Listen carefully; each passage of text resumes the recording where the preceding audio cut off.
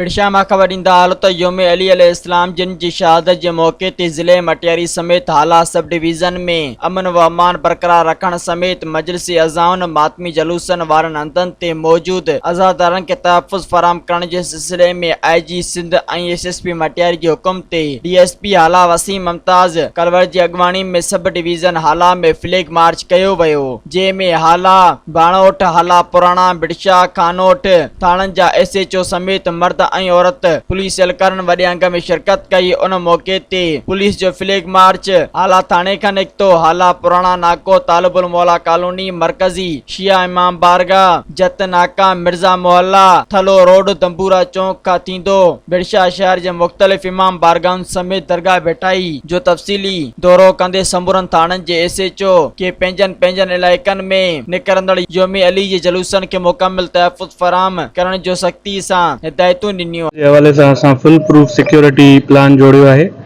उन में असांजा मुख़्तलिफ़ नफ़री आहे जेका डिप्यूट कई वई आहे हर जॻह ते, ऐं मुख़्तलिफ़ रूट प्लान ठाहिया विया आहिनि। उन जे तहत असां हर साल पुरअमन नमूने हितां गुज़र थींदो आहे। इन्हनि जो हिन साल बि इंशाल्लाह पुरअमन नमूने थींदो, तव्हांजी सपोर्ट सां, कम्यूनिटी सपोर्ट सां ऐं असांजे जवाननि सां इंशाल्लाह। तादाद आउं तव्हांखे हिन वक़्तु कोन थो ॿुधाए सघां, छाकाणि त असां इहो सिक्योर रखंदा आहियूं इहो कुझु सिक्योरिटी वजूहात जे हवाले सां। बाक़ी असां वटि पूरो प्लान मौजूदु आहे, उन जे तहत ई सिक्योरिटी ॾिनी वेंदी। ऐं जेको तव्हां मसइले जो ज़िक्र कयो, इनखे 2 ॾींहं अॻु में मां मुआफ़िज़ साहब खे चयो आहे, उन पंहिंजी बहितरीन कारकर्दगी सां उनखे डिस्प्यूज़ कयो आहे।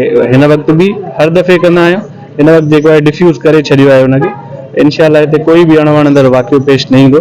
असांजी भरपूर कोशिशि आहे त बहितर खां बहितर नमूने हीउ ॾियारो मल्हायो वञे। अक़ीदत आहे, सभिनी जी अक़ीदत आहे मौला अली जो ॾियारो जेको आहे उनखे पुरअमन नमूने सां गुज़ारियो वेंदो इंशाल्लाह।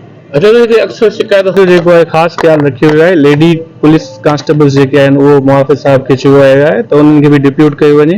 ऐं कोशिशि कयूं पिया त वॉक थ्रू गेट्स बि रखूं, जेके तव्हांजी एंट्री पॉइंट्स आहिनि, एग्ज़िट पॉइंट आहिनि, उन जे हवाले सां तव्हांखे हिन दफ़े कुझु फ़र्क़ु महसूसु थींदो इंशाल्लाह। मज़ीद ख़बरनि ऐं तफ़सीलात लाइ विज़िट कयो असांजी वेबसाइट www.awamiNewsHD.com ऐं ॾिसंदा रहो अवामी न्यूज़ HD।